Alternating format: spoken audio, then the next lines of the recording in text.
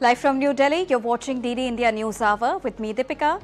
In the next 1 hour, we'll get you all the latest from the country and the world with a special focus on what is unfolding in Iran, along with an analysis and expert view. Let's begin with the top headlines of the hour. Unrest in Iran as crackdown fears grow with staging of new rallies. Internet shut.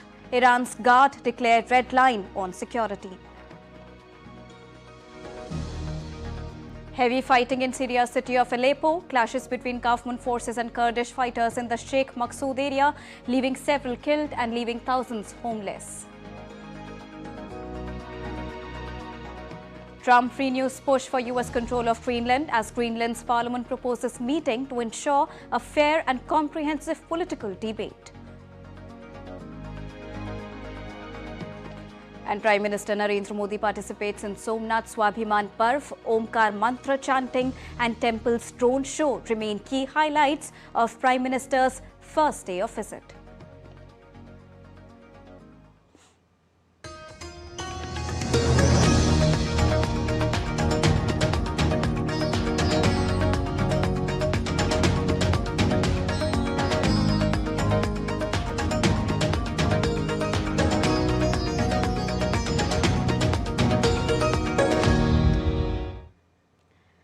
Good evening to all the viewers joining us at this evening broadcast. To begin with the biggest.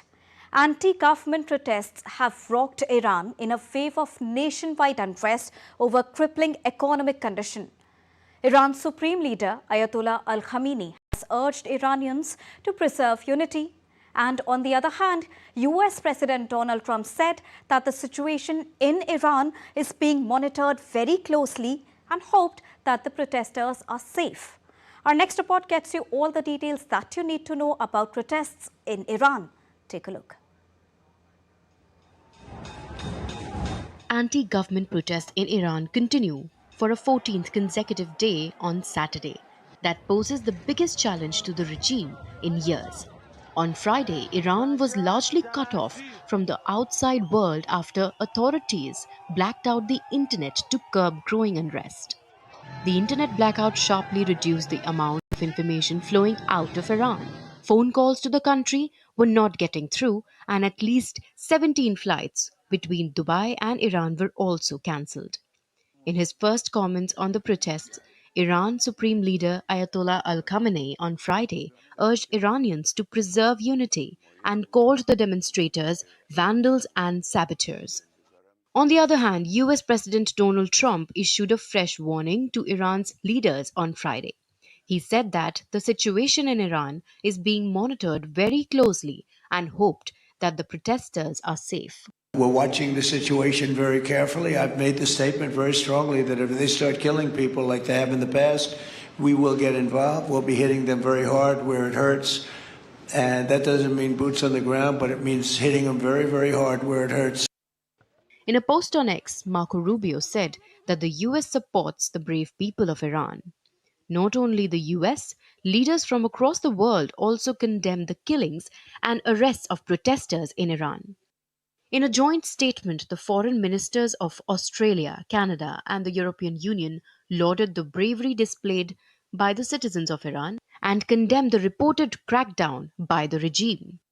The leaders of France, Britain, and Germany issued a joint statement on Friday condemning the killing of protesters and urged the Iranian authorities to refrain from violence. And expressing concern on the situation in Iran, the UN said that it was disturbed by the loss of lives in the Iran protests. We're continuing to follow the situation extremely closely, very disturbed by the loss of life that we've seen. As in my answer to Deji, people anywhere in the world have a right to demonstrate peacefully, and governments have a responsibility to protect that right and to ensure that that right is respected. Meanwhile, the Iranian army said on Saturday it would ensure to safeguard strategic infrastructure and public property in the country. The protests pose the biggest internal challenge in at least 3 years to Iran's rulers amid a dire economic situation. While the initial protests focus on the economy, with the rial losing half its value against the dollar last year and inflation topping 40% in December, the situation in Iran remains grim. Bureau Report, TD India. Heavy fighting erupted in Syria's city of Aleppo on Saturday, with government forces clashing with Kurdish fighters in the Sheikh Maqsood area. The violence has left multiple civilians dead, while thousands have been forced from their homes. TD India's Atamya Mishra brings us more. The Syrian army said on Saturday that it had completed a security sweep of the Sheikh Maqsood neighborhood in Aleppo, following intense fighting with Kurdish forces. The army called on remaining armed elements to surrender while asking residents to stay indoors. The operation began after Kurdish fighters refused to withdraw from the area despite a ceasefire deadline set by the government. In response, Syrian forces launched strikes, triggering fresh clashes across the neighborhood. Gunfire and explosions continued Saturday, raising fears of further escalation. Authorities warned civilians to remain inside their homes as fighting continued on the streets. Kurdish forces have rejected the army's claims, saying they still control parts of Sheikh Maqsood. The fighting has caused a growing humanitarian crisis. At least 21 civilians have been killed since Tuesday, and tens of thousands have fled their homes. Many families were seen leaving the area carrying only essential belongings.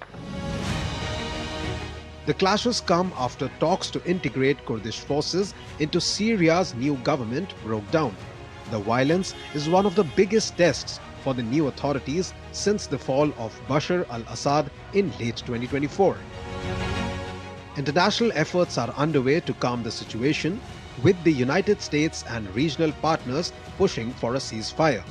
The United Nations has warned that continued fighting could derail Syria's fragile recovery after years of war, urging all sides to return to dialogue. Adamya Mishra's report for DD India. US President Donald Trump has once again asserted that the United States must control Greenland, warning that the Arctic island could otherwise fall under Russian or Chinese influence.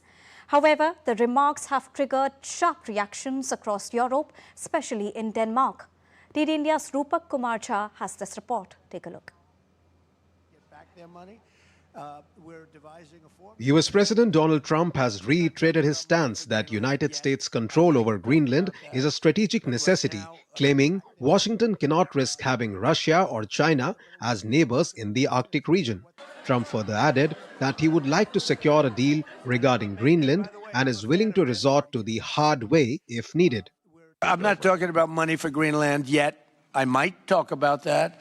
But right now, we are going to do something on Greenland, whether they like it or not, because if we don't do it, Russia or China will take over Greenland, and we're not going to have Russia or China as a neighbor. I would like to make a deal, the easy way, but if we don't do it the easy way, we're going to do it the hard way. Denmark Defense Ministry has reacted strongly to Donald Trump's statement, warning that Danish forces are authorized to respond immediately to any invasion of its territory, including Greenland, without waiting for orders. The warning refers to a Cold War-era directive that allows troops to open fire at once if a foreign force threatens Danish soil, underscoring Copenhagen's security concerns. Amid rising tensions, Denmark and Greenland have launched diplomatic efforts in Washington, urging US lawmakers and senior officials to reject any move toward the takeover of the strategically important Arctic island. European leaders have also raised concerns, with Polish Prime Minister Donald Tusk warning that US threat to take over Greenland is putting strain on NATO. Yes, I am very concerned about the Greenland issue, and I'm also very concerned about the events in the United States and everything that's building such ideological and political tension within NATO and the United States itself. Amid the growing tension on Greenland, NATO's cohesion and the unity of the Western Bloc remains on the test. Rupak Kumar Jha's report for DD India. Venezuela and the United States are taking cautious steps towards restoring diplomatic ties after weeks of upheaval. Interim President Delcy Rodriguez called the talks exploratory while condemning what she termed a US criminal and illegitimate attack. President Donald Trump has meanwhile urged oil executives to invest in Venezuela's vast crude reserves, drawing a cautious response. DD India's repertoire Chauhan gets us more. Take a look. Following weeks of unprecedented upheaval, Venezuela and the United States are taking cautious steps towards restoring diplomatic relations. Caracas confirmed on Friday that US envoys have arrived for talks on reopening embassies and resuming formal relations. Venezuela's interim president, Delcy Rodriguez, described the move as exploratory while condemning what she called Washington's criminal and illegitimate attack. I want to address our Foreign Minister Yovan Gill's statement where he informed the country and the international community that the Venezuelan government and the United States government are exploring channels to open embassies with what objective? To retaliate the complaint against the aggression our people suffered? Because our women, our men, our girls, our boys, we are deeply impacted by an aggression of this nature. As diplomacy unfolds in Caracas, President Donald Trump met with oil executives at White House, urging them to invest billions in Venezuela's vast crude reserves. However, response was cautious. Trump said oil companies would deal directly with Washington, not Caracas. Executives from Chevron, ExxonMobil, ConocoPhillips, Continental Resources and European firms including Shell, Repsol and Eni attended the meeting. ExxonMobil CEO Darren Woods said Venezuela remains uninvestable without sweeping legal and commercial reforms, despite Trump's security guarantees. If we look at the legal and commercial constructs and frameworks in place today in Venezuela, today it's uninvestable. And so significant changes have to be made to those commercial frameworks, the legal system. There has to be durable investment protections, and there has to be a change to the hydrocarbon laws in the country. The diplomatic outreach follows the release of political prisoners, something Washington claims credit for. Protests also continued in Caracas, with demonstrators demanding Maduro's release and rejecting US control over Venezuela's oil. I'm really distressed about what is happening in Venezuela. We are waiting for the United States to release our president and our Celia because this situation absolutely cannot continue. Venezuela is ours. We, the Venezuelans, are the ones who decide here. We want our president back in Venezuela. As Washington pushes ahead with plans to control Venezuela's oil revenues, fragile talks now underway may determine whether the two sides move towards cooperation or deeper confrontation. Rabindra Chauhan's report, DD India. Time to take a quick and short break, but still to come on the other side. Prime Minister Narendra Modi to host Germany's Chancellor Friedrich Merz in Ahmedabad on the 12th of January. More details after the break. A New Delhi World Book Fair kicks off on Sunday. Up next, a special report.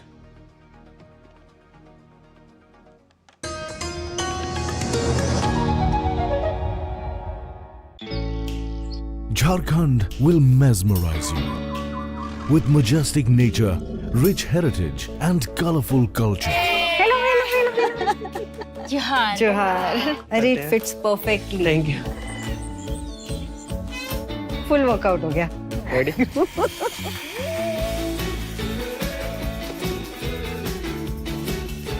Postcards from Jharkhand on National Geographic.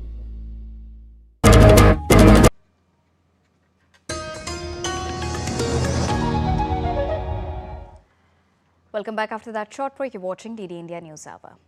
Well, from history to heroism, books have the power to bring stories to life. And at the New Delhi World Book Fair 2026, the spotlight is on the Indian Armed Forces, celebrating their bravery and legacy. DD India's Rahul Upadhyay takes us inside this grand 9-day celebration of knowledge, culture and patriotism. Take a look. Books usually tell the stories through words. But at the New Delhi World Book Fair 2026, they tell the stories of bravery, sacrifices, and service. As the world's biggest celebration of book has shifted its focus to the valor and the wisdom of the Indian Armed Forces with its unique theme. The New Delhi World Book Fair 2026 unfolds as a grand 9-day celebration of knowledge, culture, and national pride. For the first time, entry to the fair is completely free, encouraging wider participation from readers of all ages. On Saturday, the fair was inaugurated by India's Education Minister Dharmendra Pradhan, along with the Ministers of Culture from Qatar and Spain. देश में ज्ञान और reading की इस परंपरा को आगे बढ़ाते हुए इस वर्ष पुस्तक मेला की थीम भारतीय सैन्य इतिहास, शौर्य और विवेक 75 रखी गई है, जो हमें राष्ट्र निर्माण में शौर्य और विवेक जैसे मूल्यों को स्मृति याद दिलाती है। यह प्रदर्शनी राष्ट्र के सैनिकों के लिए समर्पित है। The fair brings together over 1,000 publishers from more than 35 countries with 600 events and over 1,000 speakers. Spain joins as the focus country, while Qatar is the guest of honor, adding an international dimension to the event.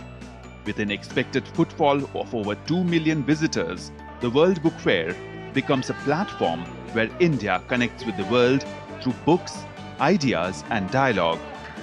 And I have authored 4 books in the past 5 years. I mean, it's amazing to see so many youngsters are there coming to visit the book fair, and it's really wonderful to see. Military history comes alive through books, visuals, and storytelling, showcasing major wars and operations like Sindoor and honoring the bravery of 21 Paramveer Chakra awardees. This year's theme, Indian Military History, Valor and Wisdom, at 75 pays tribute to the Indian Army, Navy and Air Force, institutions that have stood as guardians of India since its independence. See, military history is a very integral part of the literature system. So this particular segment of history has not been showcased much. And now we had Operation Sindoor. We realized why not to tell the complete story of valor and wisdom. And through the power of books, knowledge, discussions, exhibitions and digital content. So this theme has been curated with the term as Indian Military History, Valor and Wisdom at 75. A key focus of the book fair is inspiring young minds with values of leadership, discipline and patriotism. I think this is my first time at the book trade fair, and so far it has been a really good experience. I've only gotten to see the Hall 5, but I love the fact that I have all of my favorite publishing houses as well as my bestseller books around here. You know, the people organized here, they are all in unison. They are talking about and discussing about books. They are talking about learning different concepts. So this in itself is very inspiring for me. Through books, ideas and conversation, this year's New Delhi Book Festival reflects India's journey as nation. As the theme says, valor and wisdom reflects that courage and knowledge brings a nation stronger. With camera person Viswabandhu, this is Rahul Upadhyay reporting from New Delhi for D-Day India. Moving on. Prime Minister Narendra Modi will host Germany's Chancellor Friedrich Merz in Ahmedabad on the 12th of January. The German Chancellor will be on an official visit to India on the 12th and the 13th of January. And this will be Chancellor Merz's first official visit to India. The two leaders will visit the Sabarmati Ashram in Ahmedabad. Afterwards, they will participate in International Kite Festival at Sabarmati Riverfront. This will be followed by a bilateral engagement at Mahatma Mandir in Gandhinagar on the same day.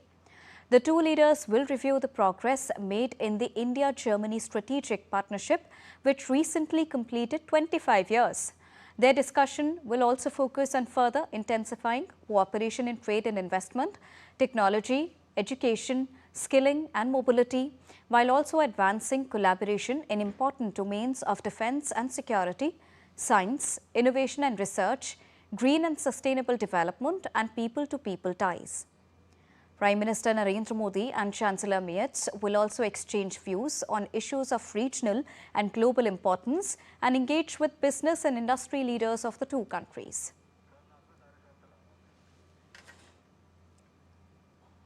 Prime Minister Narendra Modi, who is on a 3-day visit to Gujarat, has reached Somnath. Prime Minister was welcomed by the people of Somnath on both the sides of the road as his cavalcade traversed through the streets of the holy town.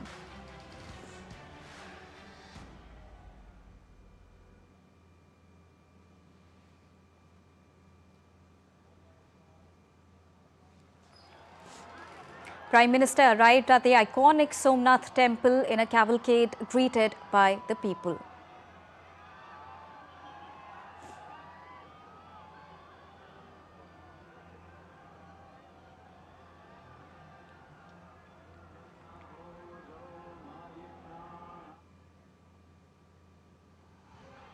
Upon arrival, Prime Minister walked and waved to the crowds gathered there to see Prime Minister Narendra Modi.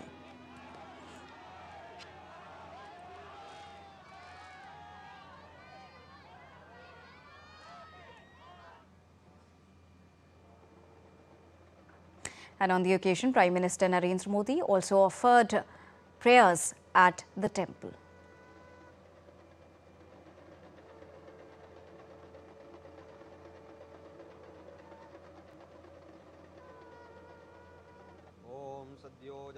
प्रपद्यामि सद्यो जाताय वै नमो नमः भवे भवेनाति भवे भोष्मान् भवद्भाय नमः ओम स्वस्ति न इंद्रो वृद्धस्रवाः स्वस्ति नः पूषा विश्ववेदाः.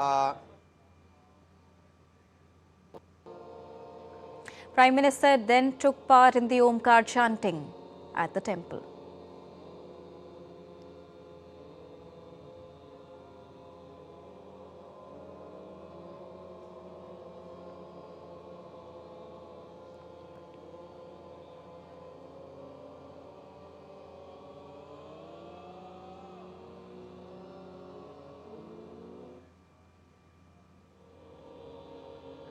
Following the prayers, a breathtaking drone show was held over the skies of Prabhas Patan, with Prime Minister Narendra Modi witnessing the visual spectacle.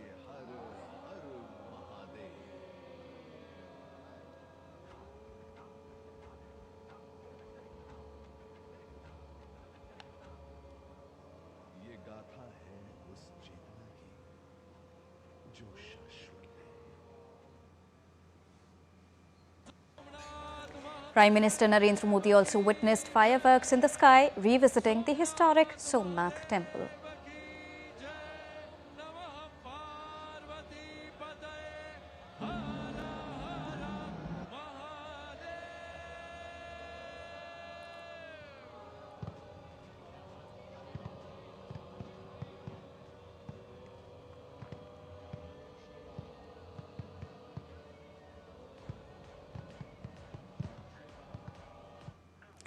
And now I am joined by DD India's Siddharth Bharadwaj, who is joining us straight from Somnath. Good evening, Siddharth.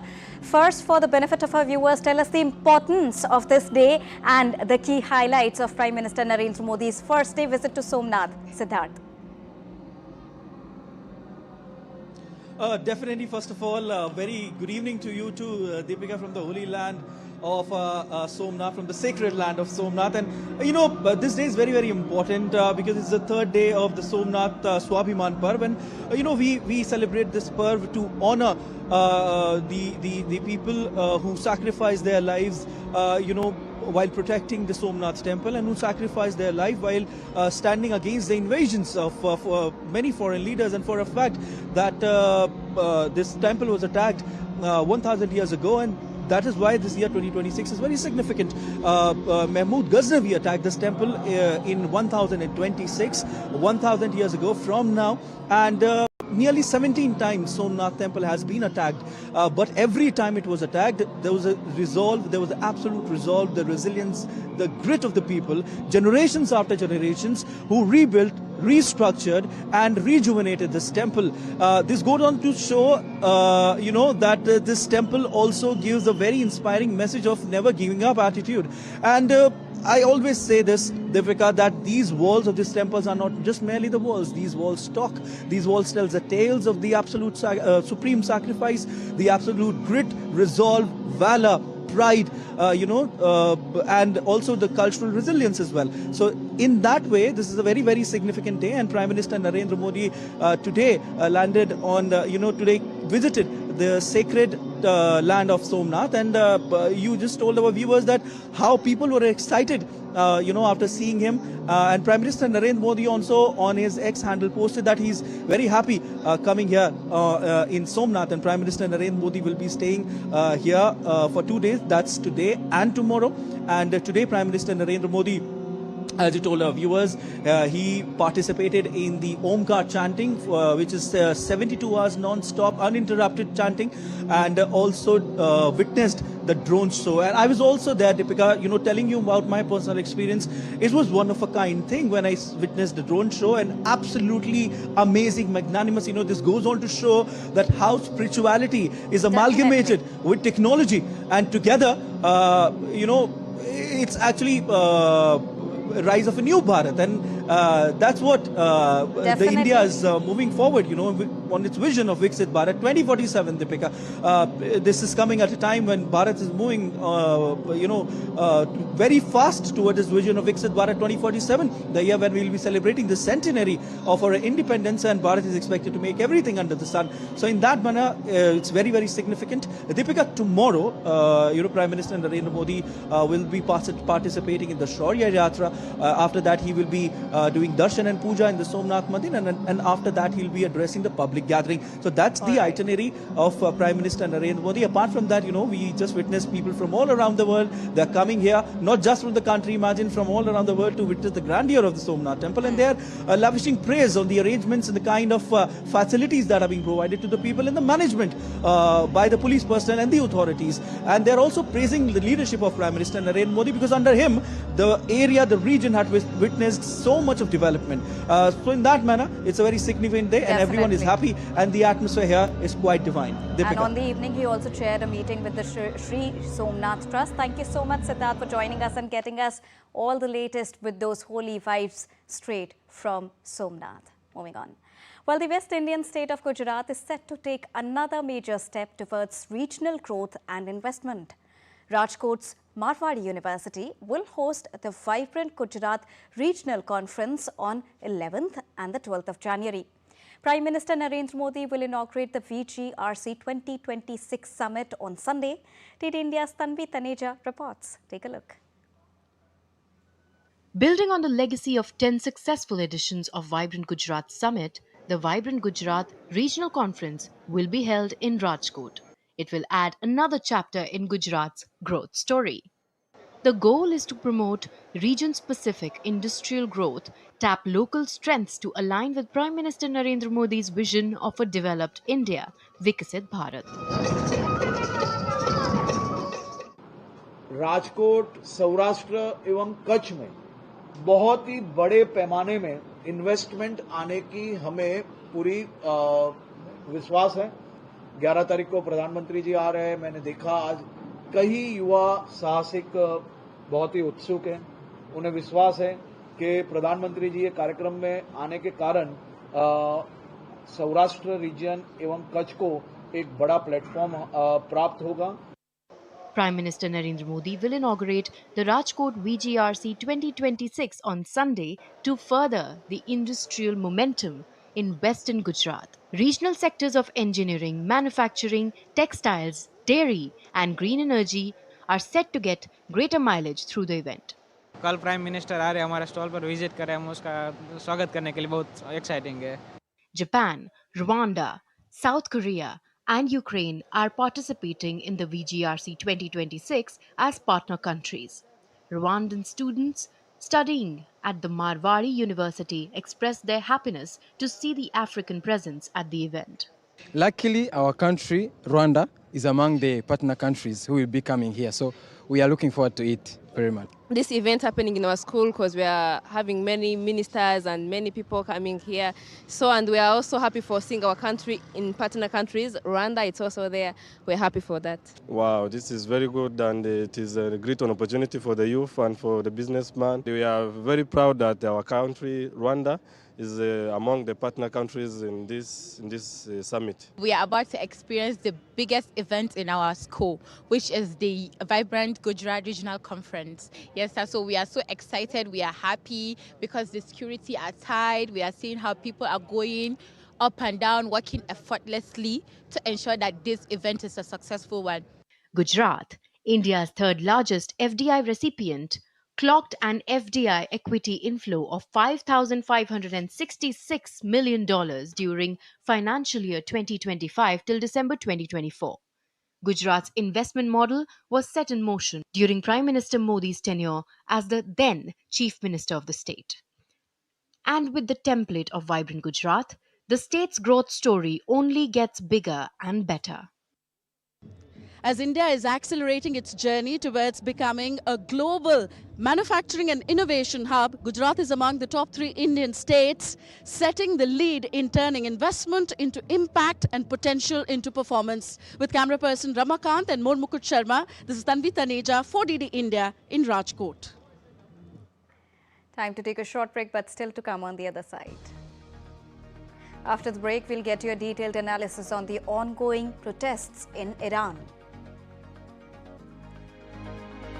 Sri Lanka's Bailey Bridge, built by the Indian Army's Engineering Corps, inaugurated on the Kandy Ragala Road.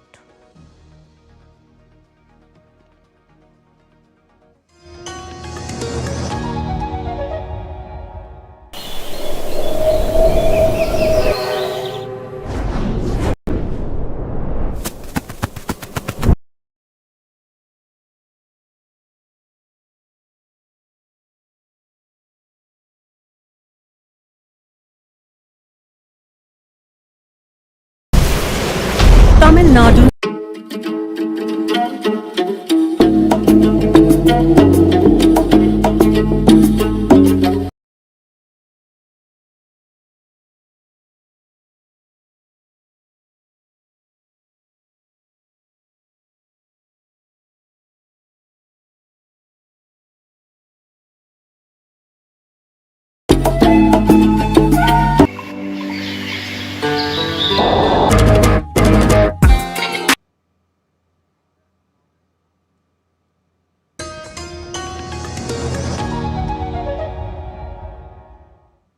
Welcome back after that short break. You're watching DD India News Hour. Time to quickly recap top headlines of the hour.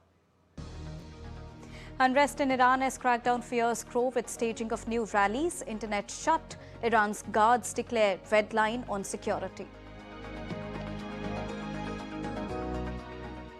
Trump renews push for US control of Greenland as Greenland's parliament proposes meeting to ensure a fair and comprehensive political debate. Prime Minister Narendra Modi participates in Somnath Swabhiman Parv.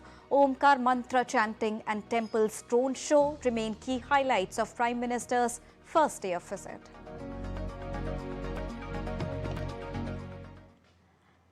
And now let's go back to our top story, which is the ongoing Iran protests. And to discuss more on this and to give you a rounded perspective on this, I am joined by Mr. D.P. Srivastava, who is the former Indian ambassador to the Islamic Republic of Iran.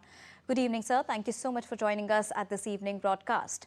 Well, if we talk about the protests are entering its 14th day, and Iranians are seeing the second day of internet blackout as well. UN says protesters hold the right to express themselves peacefully, yet there are warnings of retaliations. How do you look at this developing situation that also reminds us of the 2022 protests? Thank you for having me. You have to look at things in perspective. If you look at Iran in a standalone mode, it will appear to be a contest of people versus the government. If you take into account the regional context and what happened in last couple of years, you get a different perspective. It's true that the people are facing a very dire economic situation. There has been more than 60% depreciation in the value of Iranian rial over past year or so. And we have to bear in mind that Iran is a net importer of food products, which includes staple food as rice and meat, and both are imported. So exchange rate depreciation has directly hit the people. So they have a genuine grievance. But we also cannot ignore the external stimulus to this problem, and that is the sanctions which have throttled Iran's oil exports.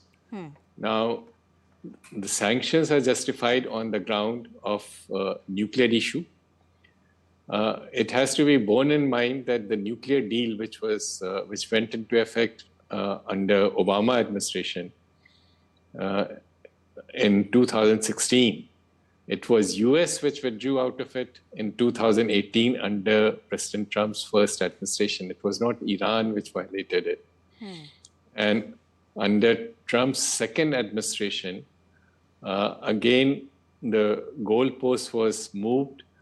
Under the nuclear deal and under NPT, Iran is allowed enrichment up to 3.75%. That is enrichment level needed for the civilian nuclear reactor. It has one 1,000 megawatt reactor in Bushehr. This goalpost was moved again by US, and US demanded 0% enrichment. The second element, which again was a change in goalpost by the US, they asked for missile program to be brought under the nuclear deal. Missile program was never part of the nuclear deal. Now, while Iran and US were discussing just before the sixth round of discussions this summer, Israel attacked Iran. This was 13 June. Right. So there's a very direct correlation between the current round of trouble and the economic sanctions, which are not really which cannot be justified by any stretch of imagination. And it is true, yes, that Iranian people have internal problems, but the domestic evolution should take place peacefully through a dialogue between the government and the people, without being, without threats of external intervention. Certainly, no military intervention is justified. Right. And you contrast this with what happened in Pakistan in May 2023. People in Pakistan who were suffering from hunger and poverty, they came out on streets. They attacked the Lohar Corps commander's residence. They attacked the army headquarters. And there was a crackdown and nobody intervened. So, this democracy cannot be promoted through external threat of military intervention. And maybe considering all these facts, after considering all these facts in his first address, Iran's Supreme Leader Ali Khamenei urged the Iranians to preserve unity. But he further also added a statement saying that some protesters are trying to please other countries.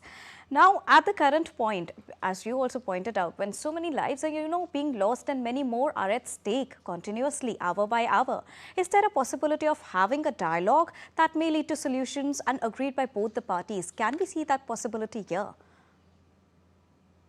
I do hope that there's a dialogue. We'll have to wait and see.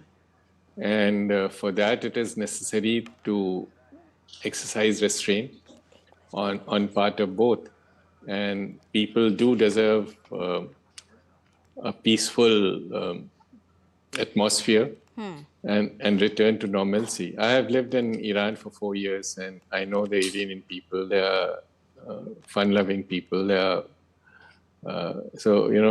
it pains me to see what is going on. Definitely. And also, sir, tell us how much of an impact can Reza Pahlavi have on the ongoing protests? I don't think he has any backing. He is a creation of Western media. There is, of course, strong people have their views about the government's measures, and many of those views may be justified. But I don't think Reza Pahlavi would have much of a backing. All right. Thank you so much, sir, for joining us and giving us a rounded perspective on the latest developments and the ongoing protests in Iran. Thank you so much. Moving on. Well, India has strengthened its post-disaster support to Sri Lanka with the inauguration of a key bridge in the cyclone-affected central region. The project is part of New Delhi's ongoing assistance under Operation Sagar Bandhu. DD India's Dr. Ahmed Muin Faruqi reports. In Sri Lanka, a Bailey Bridge built by the Indian Army's Engineering Corps has been inaugurated on the Kandy-Ragala Road, restoring a vital route damaged by Cyclone Ditwa. After Cyclone Ditwa triggered widespread flooding and landslides in November-December 2025, connectivity to several parts of Sri Lanka collapsed, cutting off communities, supply routes and emergency access. In response, India mounted Operation Sagar Bandhu, dispatching critical aid, including 228 tons of Bailey Bridge material to Sri Lanka that has since become critical to the island's recovery and reconstruction. The bridge was opened by Indian High Commissioner to Sri Lanka, Santosh Jha, Deputy Minister Madhura Seneviratna and Member of Parliament Ranjit Vijayaratna. Addressing the gathering, High Commissioner Santosh Jha said the inauguration marks the formal launch of India's $450 million assistance package for Sri Lanka's reconstruction. As you know, under Operation Sagar Bandhu, India was the first responder. We came in, one of the things that we brought in were 4 C-17 loads of Bailey bridges. This must be regarded as the formal launch of the $450 million assistance package given by India to Sri Lanka. Deputy Minister Madhura Seneviratna thanked India for its timely support in restoring critical infrastructure in the central upcountry region, which was badly affected by the cyclone. Without this kind of help from government of India, we couldn't make this possible. So I would like to convey my appreciation for government of India. Within this kind of a very rapid period, they have finished this bridge, and they will go ahead to other bridges as well. This is the second Bailey Bridge inaugurated under Operation Sagar Bandhu. As part of the mission, India supplied 228 tons of Bailey Bridge material to Sri Lanka to enable rapid restoration of connectivity in disaster-hit areas. The newly opened bridge is expected to significantly improve mobility, restore essential services, and support long-term recovery in the affected upcountry region. As Sri Lanka continues to rebuild after Cyclone Ditwa, India's assistance through Operation Sagar Bandhu stands out as a timely demonstration of partnership, solidarity, and regional cooperation in times of crisis. Ahmed Muin Faruqi, DD India, Kandy-Ragala Road. Moving to neighbouring Bangladesh, India's High Commissioner to Dhaka, Pranay Verma, today has reached out to the top leadership of BNP. He held a courtesy meeting with Bangladesh Nationalist Party Chairman Tariq Rahman. The meeting took place at BNP Chairman's office in Gulshan area, Dhaka, at around 5:10 p.m. local time in the evening.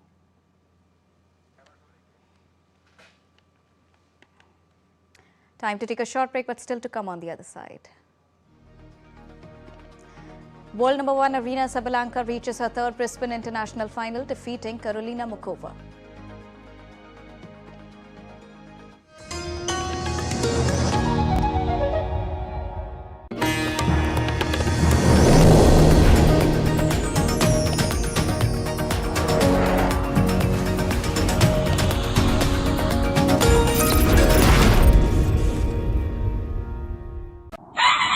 स्वागत आहे to magnetic Maharashtra.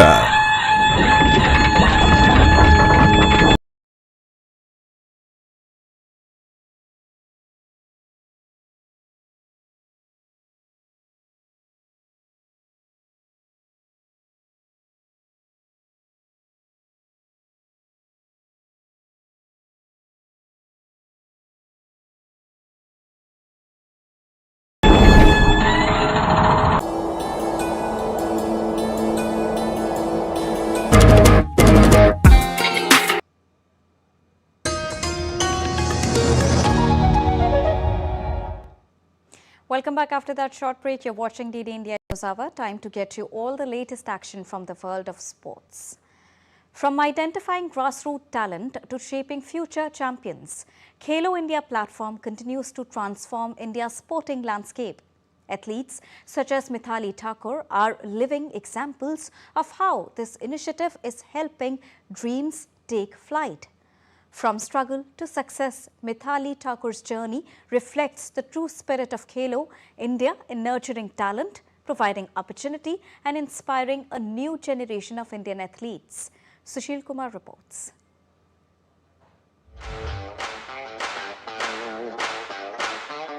The Khelo India platform is not only identifying sporting talent at the grassroots level across the country, but it is also helping athletes emerge on the international stage and bring pride to the nation. One such athlete is Mithali Thakur, who found a new identity through Khelo India. Competing at the Khelo India Beach Games being held in Diu, Mithali won the bronze medal in Penchak Silat. She believes that Khelo India has played a crucial role in shaping the lives of thousands of athletes like her. मेरी mummy है और मेरी 3 बहनें हैं, तो वो लोग तब से मुझे सपोर्ट करने लगे। जो ये खेलो इंडिया वाला स्कीम है इनका, कि इससे क्या हो रहा है ना कि जो ज़मीनी स्तर के बच्चे हैं ना, जो बिल्कुल एकदम ग्राउंड लेवल के बच्चे हैं, वो लोग बाहर निकल के आ रहे हैं। कि जिनको गेम के बारे में नहीं पता होगा ना, वो भी और बच्चे उभर के आएंगे और गेम ज़्यादा डेवलप होगा, और गर्ल्स के लिए तो ये बहुत ही अच्छा है। Mithali's journey has been full of challenges as she lost her father at a very young age. Despite the family's financial difficulties, her mother never let her morale weaken and stood firmly by her side. मेरे घर का earning का source कुछ इतना खास नहीं है, क्योंकि जब मैं बहुत छोटी थी, 3 साल की थी, तो मेरे पापा और भाई दोनों की डेथ हो गई थी।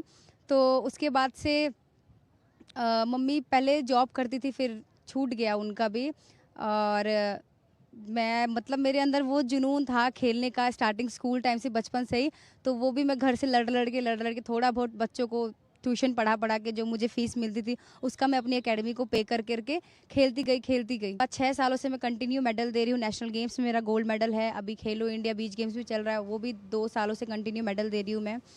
Mithali has won several medals at both national and international levels in Penchak Silat. Her dream is now to win a medal for India on the biggest international platforms and make the country proud. Sushil Kumar's report for DD India. In a historic turnaround, the SG Pipers have been crowned as the champions of the 2025-26 Women's Hockey India League after defeating Shachi Bengal Tigers in final in Ranchi. SG Pipers clinched the title with a thrilling 3-2 shootout with victory over Shachi Bengal Tigers after a 1-1 stalemate. After finishing at the bottom of the table in the previous edition, the Pipers, led by captain Navneet Kaur, transformed into a dominant force to top the league stage with 11 points. Despite Bengal Tigers' offensive threat through star striker Augustina Gozlani, the Pipers' top-tier defence held firm when it mattered the most. By clinching the title, SG Pipers not only avenged their previous shootout losses to the Tigers, but also completed one of the most remarkable bottom-to-top stories in Indian hockey history. Olympic champion Neeraj Chopra has ended his coaching partnership with javelin legend Jan Zelensky in a collaboration that began back in the year 2024. Their time together was highlighted by Neeraj's historic 90-meter throw at the 2025 Doha Diamond League, a barrier he'd long sought to break. Chopra credited Zelensky with reshaping his technical understanding and rhythm, while the coach praised Neeraj's consistency and potential despite injury setbacks. With the partnership concluding, Neeraj now plans to chart his own coaching path, drawing on lessons from elite mentors. His focus is firmly on staying healthy, competing in 2026 and building towards the 2027 World Championships and 2028 Olympics. On to cricket now. The India and New Zealand ODI rivalry is set to light up once again as a 3-match series begins on Sunday in Vadodara, followed by matches in Rajkot and Indore. ODI cricket brings back the familiar sight of Rohit Sharma and Virat Kohli together at the top, adding the excitement of the series. Meanwhile, New Zealand arrives with a fresh look as the ODI squad, with several senior players preparing for the T20 leg and the upcoming T20 Cricket World Cup as well. The India-New Zealand ODI rivalry returns once again. A three-match series begins on Sunday, January 11 in Vadodara. The second ODI will be played on January 14 in Rajkot, and the final match is scheduled for January 18 in Indore. ODI cricket is the only format where fans get to see Rohit Sharma and Virat Kohli together. Their return to the ODI stage is always special. Both batters are in fine form, adding to the excitement. This could be their last ODI appearance together before a long break due to T20 World Cup and the Indian Premier League. The series also marks the return of captain Shubman Gill. Gill missed the previous ODI series against Australia due to injury, while captain Shreyas Iyer also returns, strengthening the middle order. With Gill and Iyer back, KL Rahul steps out of the leadership role. India will be without Hardik Pandya and Jasprit Bumrah, who have been rested. Despite that, the team combination looked balanced. At the top, Rohit Sharma and Shubman Gill will open the innings for India.